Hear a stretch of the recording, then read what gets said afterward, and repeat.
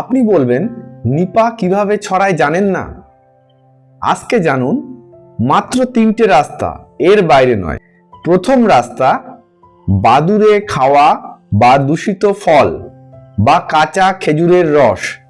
দ্বিতীয় রাস্তা, 2 নম্বর রাস্তা, আক্রান্ত মানুষের খুব কাছে সংস্পর্শে আসা, যেমন লালা, কাশি, শরীরের তরল।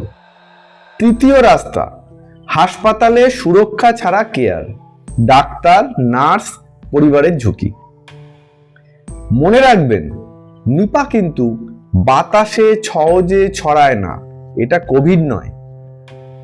এই 3টে রাস্তা মনে রাখুন।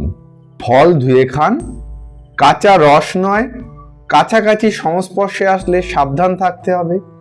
আর ভিডিওটা যদি ভালো লাগে তবে শেয়ার করুন। ভয় নয়, সচেতনতা ছড়ান। আপনার সাথে আপনার ডাক্তার সুদীপ বণিক চৌধুরী।